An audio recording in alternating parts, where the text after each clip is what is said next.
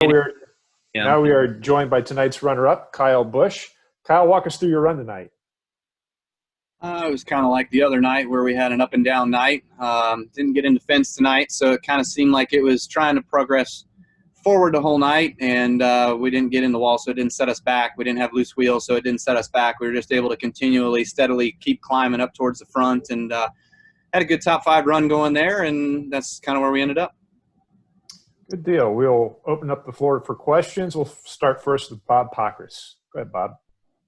Yeah, Kyle, we know you have a good relationship with Gustafson, but what's your relationship with Chase, and do you do anything between now and the next time you race, or do you just kind of assume that he'll do what he needs to do after what happened tonight?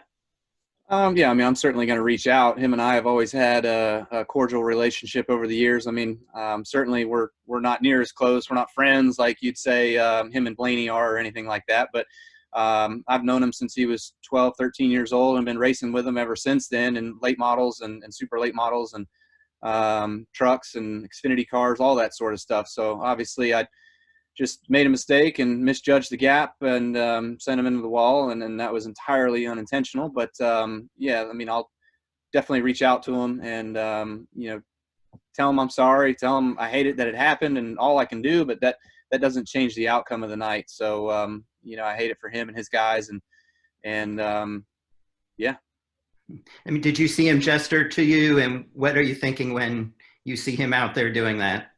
No, I didn't see him out there doing that, but I thought we had protocols where we're not supposed to do that. So, okay.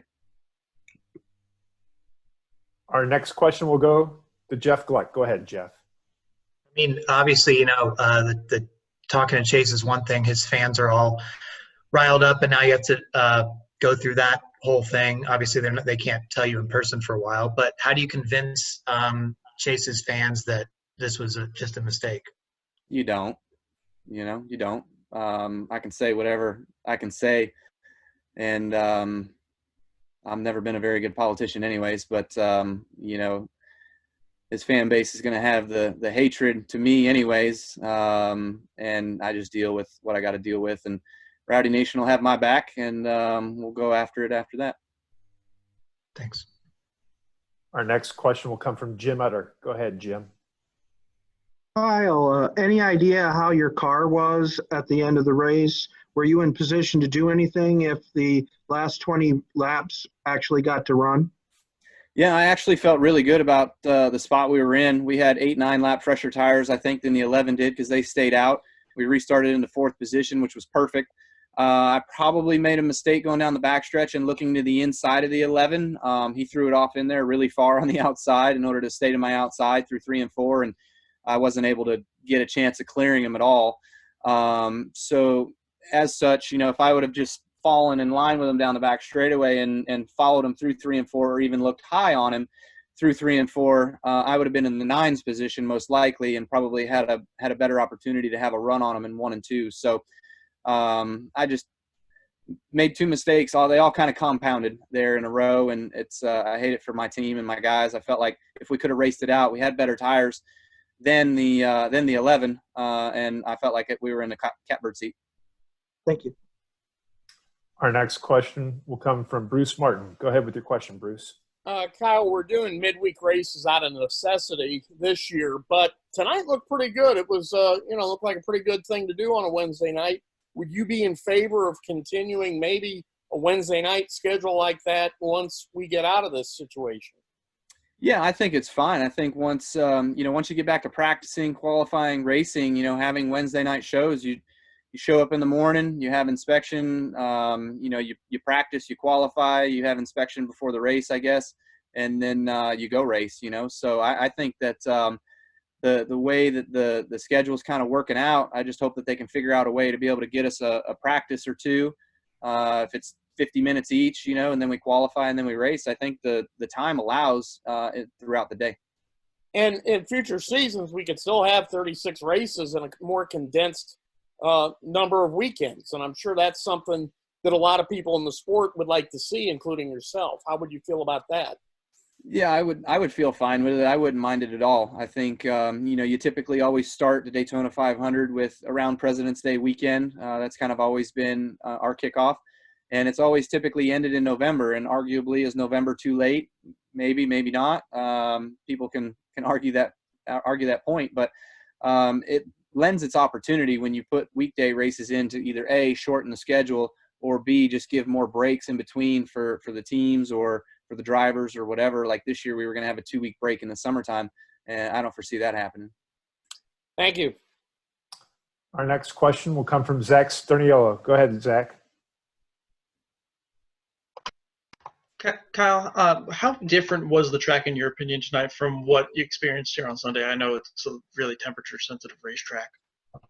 Yeah, today it seemed like the track was a bit looser. I know we came with a little bit different setup because we were kind of off, here on Sunday, but we started the race really far off on the other side of the fence today. We were tight on Sunday. We were really loose today, so we had to tighten up and get it back to somewhat of a middle ground, I guess, from the two races. But overall, I felt like Adam and the guys did a great job of working on the car and getting it a lot closer throughout the night and bringing up the speed and getting us closer to the front. It seemed like our car picked up speed as well, too, just with cleaner air. So, the M&M's Fudge Brownie car was out there for the first time. It looked good on the racetrack, and wish it looked a little bit better there with about 20 to go than the chaos that we caused, and also trying to race for a win. But we'll have to go after it again next week.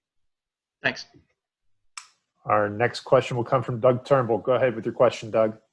Thanks, Matt. Kyle, a lot of people talk about at the beginning of the season, let's get past the West Coast swing and get back east to run a couple of races. And then this time of the year, you have a better assessment of where your team stands in a certain season. And there's a lot of talk about Joe Gibbs suddenly not being the top team after a couple of the West Coast races. Was there anything you saw out of these two Darlington races that is more optimistic than that take? The 11 had pretty good speed, but he's always good here.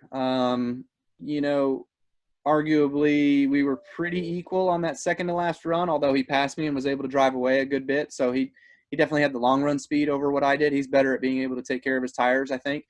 And I don't know, the 20 led for a bit. I think he overused his stuff and fell back a little bit. So you could kind of see those guys that were up front that ran hard, that ran real fast on the front side of the runs. They would burn their stuff up and they'd start coming back to the other guys. But track position was so important. You could hold a guy up for a fair amount and not allow him to pass you very easily. So that was kind of, I guess a little disappointing, and just that we weren't able to make as good a moves as we wanted to as far as myself in the 18 car with the way my car was driving. Our next question will come from Andrew Curlin. Go ahead with your question, Andrew. Yeah, Kyle, we talk about the notebook that you can build up, especially from the Sunday race, carrying it over to just a couple days later from Wednesday. How much was accurate with the notebook that you brought from the Sunday race, and was there anything unexpected?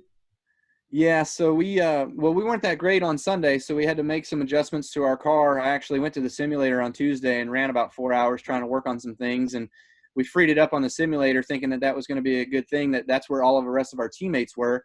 And when we unloaded here tonight, it was so loose I could barely hang on to it. So obviously I can't quite drive it as loose as my teammates can, and that was kind of surprising for what we were able to do on the simulator to how it translated here at the real racetrack. But overall, we worked on some things. I definitely want to go back and sit down with Adam and kind of pick and choose and look at what things we changed and what things make sense and what things don't make sense, so we can try to make more out of what our simulator is and the information it's given us.